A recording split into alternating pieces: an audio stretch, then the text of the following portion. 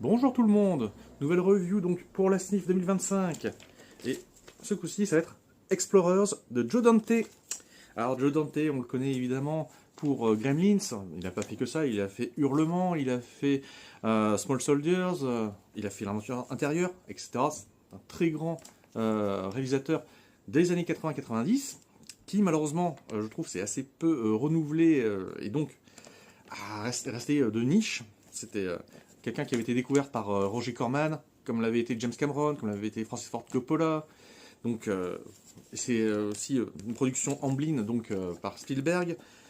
Bref, il y avait beaucoup de belles choses qui se préparaient. Donc c'est un film de 1985, l'année de ma naissance, et c'est un film qui raconte l'histoire d'un trio.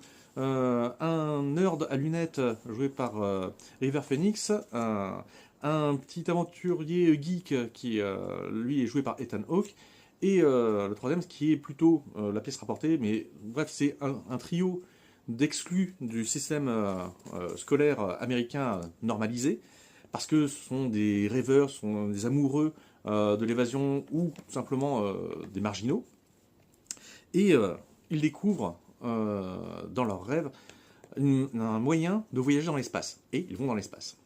C'est pour ça que c'est Explorers, donc explorateurs.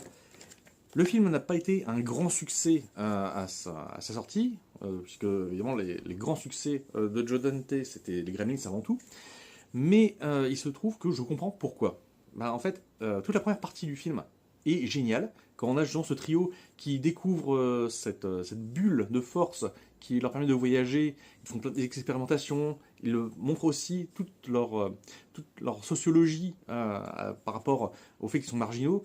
Et là, c'est exaltant, c'est intéressant, on a de l'empathie et tout.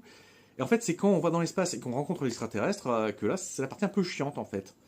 Ce qui est dommage, c'est un pétard mouillé. Alors, le film lui-même, franchement, il est cool. C'est très simple, Joe Dante, il a jamais fait quelque chose qui ne soit pas cool. Mais malheureusement, il a les défauts de ses qualités.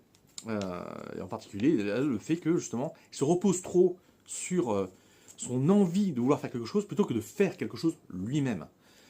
Et c'est un peu dommage. Bref, j'ai quand même apprécié de découvrir ce film-là que je ne connaissais pas de Joe Dante, mais c'est encore loin d'être son meilleur. Pour moi, ça restera Hurlement, je crois.